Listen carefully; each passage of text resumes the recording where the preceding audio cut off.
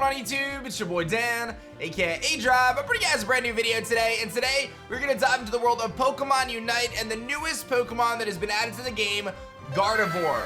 Gardevoir is a ranged attacker type Pokemon that basically takes on the mage role and can deal some serious damage. So in this video, I'm going to show you guys a little bit about Gardevoir, how to get Gardevoir, what items and moves I would recommend on Gardevoir, and then we're going to jump into some gameplay and kind of showcase what this Pokemon can do. If you guys are enjoying our Pokemon Unite videos and coverage, be sure to like the video down below and make sure you guys subscribe to the channel if you are new, because you do not want to miss out on our epic Pokemon content. We're doing tons of gameplay videos, guides, tutorials, and much more. So feel free to check out the description below for some of the other amazing Pokemon Unite content and videos that I've made, including tier lists and much more. But without further ado, let's talk Gardevoir and the newest mage that has been added to Pokemon Unite. So taking a look at Gardevoir, we can see a handful of different things. One, you can see its different move options here. It starts off with Confusion, and then you can upgrade that to either Psychic or Moonblast. You can read the descriptions there. Moonblast is really cool as it kind of creates distance between the two Pokemon. I think that's something to definitely keep your eye on.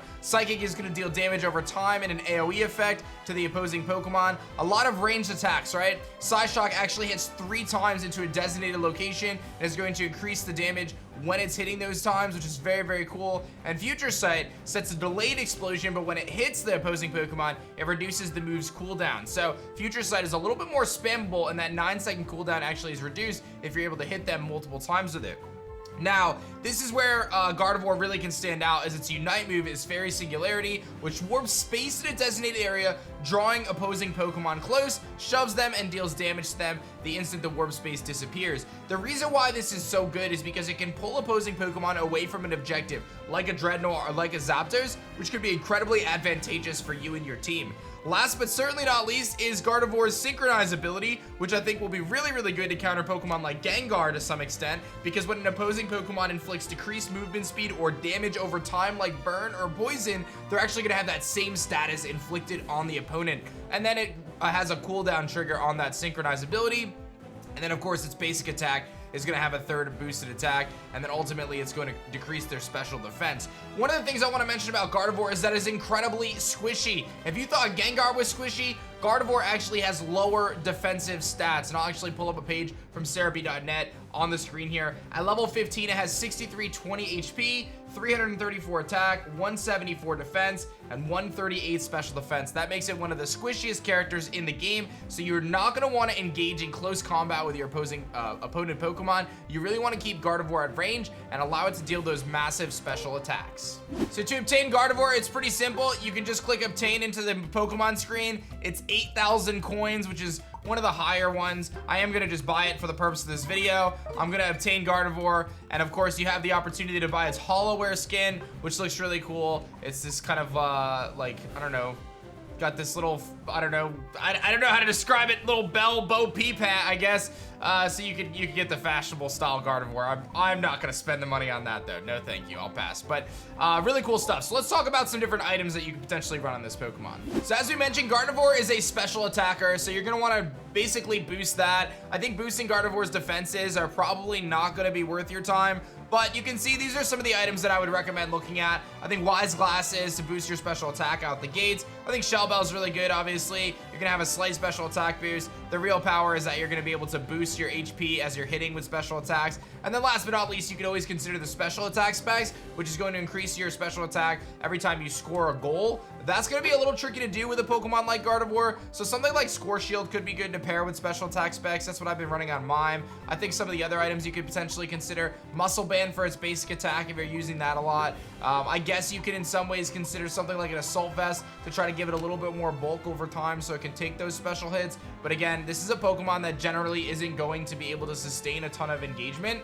so it's best to keep it at a distance. I think the only other thing I would really consider that I'm a big fan of is the Buddy Barrier. I do feel like Buddy Barrier is incredibly strong, especially in the late game where so much of this game revolves around Zapdos. Being able to utilize Buddy Barrier to basically boost an ally in that last team fight and pull them away from an objective could be incredibly useful. So I would definitely consider that as well in terms of various held items for Gardevoir. And as always, you can always check out the example sets. The game gives you some example sets, and the people who've had the most success with Gardevoir have some example sets of what they've been utilizing. You can see this pretty much aligns with what I just said. So some really cool stuff to consider there. And then the next question is, what should you do as your role as Gardevoir? To me, Gardevoir should be a top laner Pokemon. I guess you could put a bottom lane, but I think it actually will excel most in the top lane. And in terms of held items for Gardevoir and what you want to run on that, you have a couple different options you can run with held items, but I would say for Gardevoir, I would recommend giving it something like a potion. I think you can consider X attack is always really good. And I'm a big fan of eject button, especially as an opportunity to get off the field, get away from the opposing Pokemon, especially if they have anything. The good news is synchronize is going to kind of pass along those status effects, so that's pretty advantageous. But let's hop into a private match, so let's go take a look at some of its moves. Okay, so as you can see, you start off as a little Rolls here. You're probably going to want to take Confusion, and you can aim that at those different A-Palms. It's a little bit different than Mr. Mime's Confusion. It doesn't seem to have those same knockback effects that Mr. Mime's Confusion has, so definitely a little bit different. I think the biggest thing with Ralts and Gardevoir is going to be that you really need to ensure that you can get this thing leveled up really fast. Now, Teleport's super cool, as you do have that option to get away in the early game, so perhaps Eject Button isn't going to be the most advantageous early game. You will ultimately lose Teleport, but if for early engagements, especially trying to fight a point at top, that could actually be really, really solid. And you can see you can just teleport out, get out of there. You can just shoot off confusions. Very, very nice. This thing does take a while to get to its final evolution, though. Level 6 is going to be the level you're aiming for. That's when you're going to get to Kirlia, and then you actually have to wait all the way to level 10 before you'll be able to get to Gardevoir, and that's where you're going to see that big power damage increased, and that's going to be the difference in terms of the power output you have. So you have to play pretty conservative early game and just focus on farming the kind of mini characters around the map, snag some scores if you can, if you have that opportunity to do so. But really, you're going to be focusing on these objectives. And as you can see, I'm level 4, and while I have the opportunity to deal with these bees with things like Confusion, I have obviously some good ranged attacks here. I can kind of push them away, use my ranged attack to hit these Pokemon. Very, very useful, but again, no power-ups yet, and I'm at level 5. So we're going to get to level 6, and we'll take a look at Kirlia.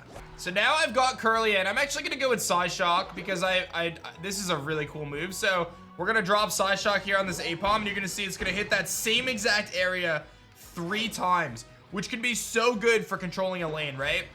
Say you're sitting middle, and they're, you know, like, so let's say you're towards the end of the game and you're in a Zapdos fight, and the enemy team is pushing you mid. You can legitimately drop a Psyshock right here, and you can just watch it hit that exact area as they're trying to run into it. And again, the more times you hit them with that Psyshock damage, the more you're going to, the more damage it's actually ultimately going to do. So I think Psyshock is definitely something to consider on this thing. I think the fact that it can do some zoning and kind of keep opponents off from an area, and you're going to be dealing residual damage over time, is incredibly advantageous. So we're going to just keep powering this thing up and get to its next move, which I think is going to be the difference maker for this guy.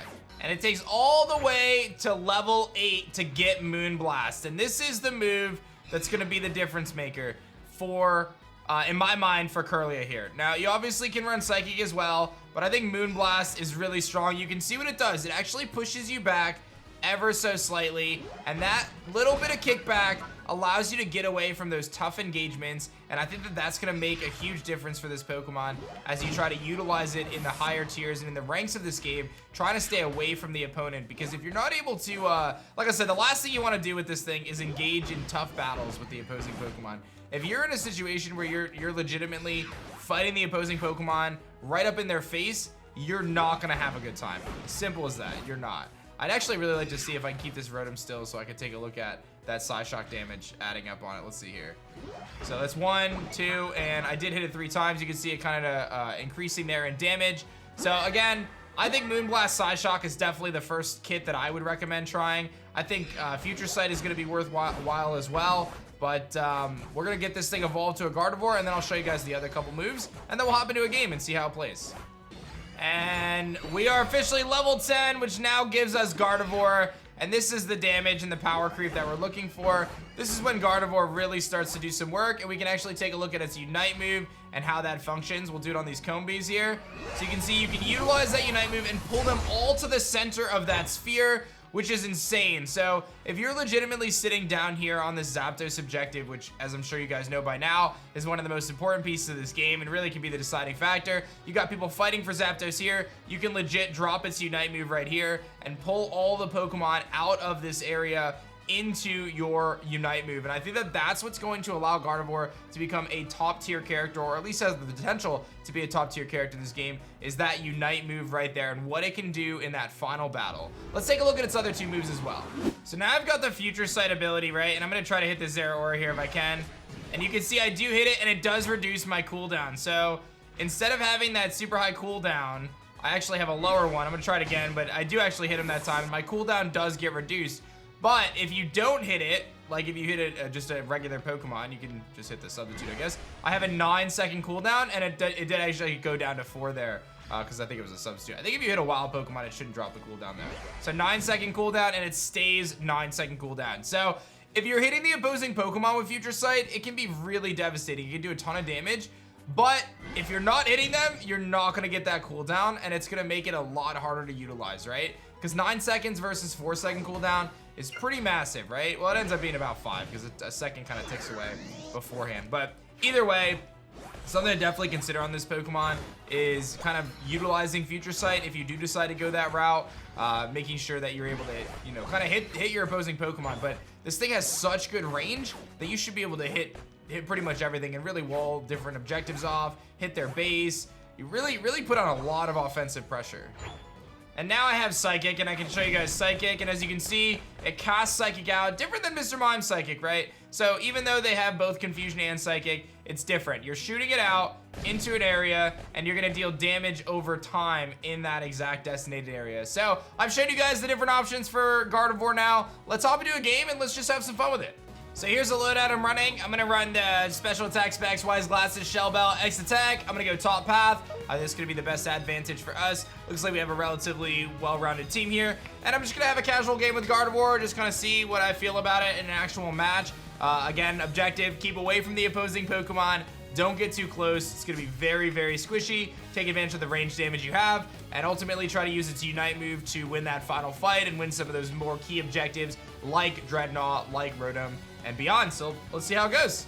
So I'm gonna commentate this as kind of teaching a little bit about what I've learned about this game, and hopefully that'll be helpful to you. I can teleport around, try to hit this Score Bunny a little bit with some ranged attacks, hit a Confusion here into the Snorlax, but it looks like they're gonna be able to get back to their goal. So no matter how many points you score with special attack specs, you're actually gonna have that advantage of boosting your special attack throughout the duration of the game. And by doing so, it's going to allow you to increase the damage dealt throughout the game. And ultimately, you wanna get to like 2, 3, 4 scores, at least by mid-game. I think that's really where this Pokemon is going to shine. I'm keeping my teleport ready to go and just gonna dish some damage out here as we go and see if I can snag something, but we're just gonna teleport out of here because that's not really a winning engagement. This is really big. I think a lot of the times players, and what I'm learning about this game as I work my way to Ultra Rank now, is how important it is to take these objectives like Dreadnought. Dreadnought is the second most important thing to Zapdos. So you always want to be trying to get Dreadnought. So I'm going to come down here and I'm going to start farming Dreadnought and try to help my team out. And hopefully the team is going to come down here and they're going to help me try to farm Dreadnought as well. Absolutely no one on my team helped me get the Dreadnought. So he kept getting more health back and ultimately they're going to take it. So, and it looks like I just picked up a nice engagement against Zeraora. Our team is actually very far behind though. Them getting that Dreadnought gave them a massive buff in terms of their stats. And it looks like we're gonna pick them off and we're gonna get a nice score here. And then I'm gonna try to get this Zeraora to come with me to come battle this Dreadnought, hopefully. And if we can win this Dreadnought, this actually could give us a chance to come back in this game. And for some reason, he just left us, so we actually didn't have enough time to beat the Dreadnought. So we're gonna have to fight this Charizard fight up here, which looks like we can win. We do. We've got one down. We're gonna push Zapdos now. And unfortunately, they just destroyed us, and their Cinderace carried their team alongside their Gardevoir. So we're gonna get wrecked. They do get Zapdos. I don't think there's really any hope for us to defend at this point. My team's looking like they're trying to quit. So I'm actually gonna just Unite move this and see if I can pull them all the way from point. You can see they get pulled to point and you can actually hit them while they're in point with your Psyshock. Does massive amounts of damage. But you see how fast Gardevoir drops. It is just so incredibly squishy. So ultimately, you know, this is my first game. Not gonna claim to be a Gardevoir expert, right? Learning the character. But I would say your keys to the game are really to try to play with your team for sure. In this one, we had no coordination. It's just a random match. But you want to try to take those objectives, hold that top lane down, keep your range, because you are going to be incredibly squishy, and you really don't want to be taking a ton of damage from opposing Pokemon because you're gonna die really quick. You're gonna die really, really quick. I think Psyshock Moonblast probably what I would be messing around with for now as I test this out. But you can see it can do a lot of damage. Look at that. That's a level 13 Zeraora, and you can see we just absolutely melted him. But we're a little behind here. This Gardevoir got to 15, and that's where its damage really starts to increase. And I'm not gonna have much of a chance to beat this thing 1v1 here. Yeah, he's just gonna be way stronger than me. 3, 2, even though I did get those boosts earlier. So that's gonna be game. We end up getting wrecked, but I just wanted to show you guys a little bit about kind of how Gardevoir plays and how I would try to play that. I think if you're playing with a coordinated team, you really want to try to do those rotations. It didn't work out because I just was too squishy to do it. But that's that, man. I thought this character is really fun to play. I'm curious to see how it's going to play out. It's not a character I'm going to play, to be honest, because I'm sticking to my more defensive tank type roles. But I'm curious what you guys think about the newest edition Gardevoir. And I personally am very excited to see Blastoise coming to the game. Hopefully in the next few weeks. I think in the next 2 weeks we could see Blastoise coming to the game. So let me know your thoughts on Gardevoir. And if you found this video helpful, be sure to like the video down below. And of course, subscribe to the channel if you guys are new. And that's going to be that for me, guys. My name is Dan. I also go by aDrive. And I will see you guys on the next one. Peace.